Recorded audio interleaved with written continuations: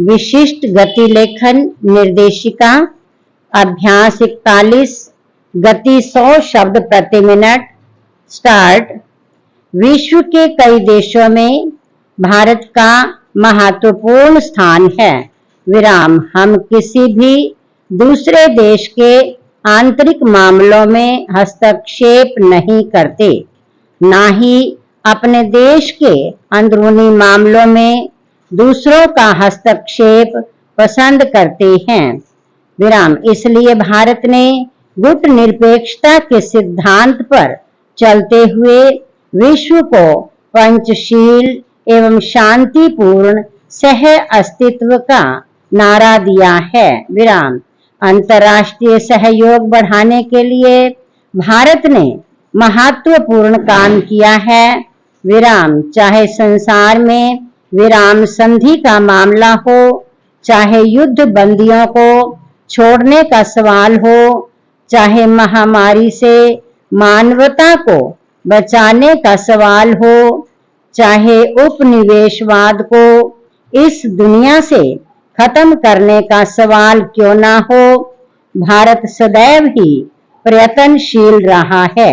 विराम। हमारे देश के गणमान्य नेताओं ने विश्व के देशों में जा जाकर आपस में सद्भावना बढ़ाई एवं शांतिपूर्ण सह अस्तित्व का संदेश संसार में फैलाया, जिसके परिणाम स्वरूप आज विश्व के सभी देशों के साथ हमारे संबंध मैत्रीपूर्ण हैं।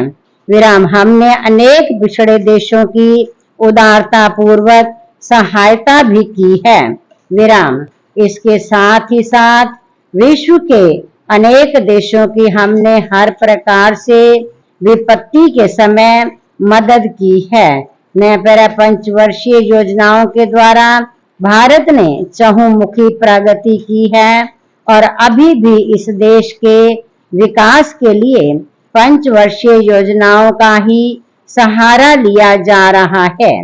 चाहे अन्न का उत्पादन हो, चाहे यहाँ अनुसंधानशालाएं स्थापित करने का सवाल हो, घरेलू उद्योग अथवा कुटीर उद्योग स्थापित करने हो, अथवा सिंचाई का प्रबंध करना हो, कल कारखानों की स्थापना करनी हो, अथवा बिजली का उत्पादन बढ़ाना हो, योजनाबद्ध तरीके से हमने उत्पादन में चतुर्मुखी वृद्धि की है और हम विकास के पथ पर लगातार अग्रसर हैं।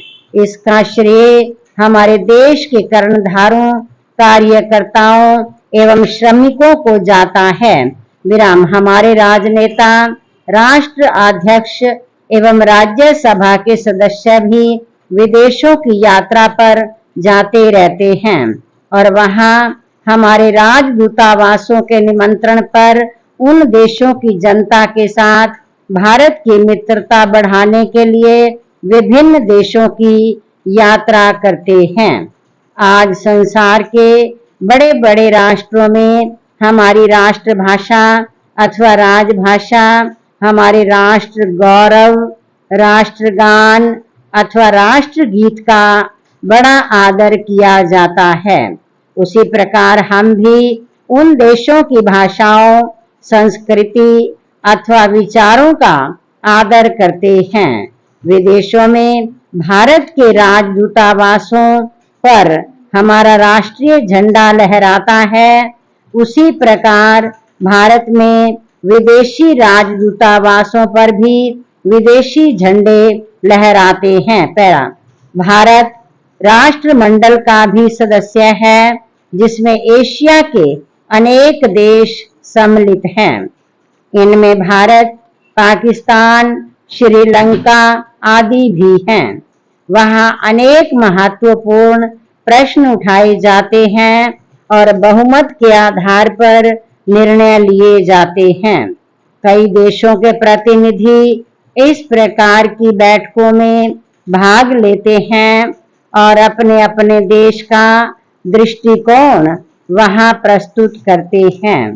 किसी मसले पर तो बैठक से बहिर्गमन अथवा बहिष्कार भी करने के समाचार मिलते हैं।